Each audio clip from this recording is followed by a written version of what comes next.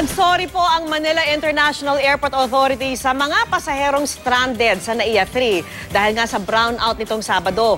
Hindi agad na ibalik ang supply ng kuryente dahil nga ang isang generator sa NAIA 3 ay nagkaaberya. Nakatutok si Chino Gaston.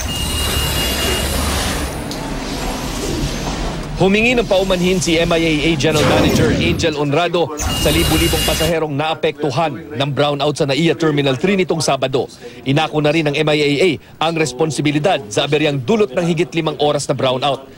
Paliwanag ng MIAA, matapos mag-trip at mag-shutdown ang Meralco substation sa di pa malamang dahilan, dapat agad gumana ang 10 generator ng Terminal 3. Ang naging problema, hindi tumakbo ang generator number 2 na nagbibigay ng kuryente sa mga ilaw, aircon, check-in counters ng passenger area. Low-bat daw kasi o na-drain ang battery ng generator. Our primary concern is bring it as fast as possible. Now, if that timeline did not meet expectation, we're sorry for that. No, Mia's fault. Sabi niyo, walang kinalaman ng Meralco doon. Because one of our generators did not kick in. We're not putting the blame on We do not place the blame on Meralco. Kahapon walang humarap na opisyal ng MIAA sa media upang ipaliwanag ang pangyayari. Pinatawag daw sila ng Pangulong Aquino kasama si DOTC Secretary June Abaya para magbigay ng report sa insidente. Whether nagalit hindi, well, of course, siguro baka naman yung ibang interpretation natin nagalit, no? Of course, he was disappointed na nangyari yan, no? Especially during the last few days na. Lahat naman daw ng maintenance ng 10 generator ay ginawa at nakadakdang palitan ang mga battery nang mangyari ang aberya.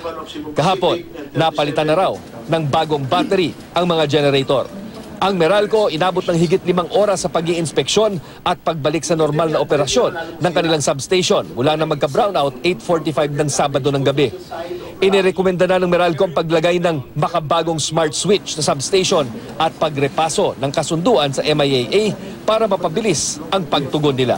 We intend to convert our switch gears, this is our equipment, numbers 1, 2, and 3, to a modern technology smart switcher with remote monitoring and control capability for a faster response time, both in terms of restoration protocol and when needed in times of emergency. Isa sa mga gustong malaman ng pamunuan ng MIAA at maging ng Meralco ay kung ano talaga ang tunay na rason kung bakit nag-trip at nag-shutdown ang substation ng Meralco na siya namang nagbibigay ng kuryente mula sa power grid papunta sa NAIA Terminal 3. At hanggang hindi nalalaman kung ano ang rason, hindi rin makapagbibigay ng rekomendasyon ng MIAA kung ano mga hakbang na dapat gawin para hindi na maulit ang aberyang ito.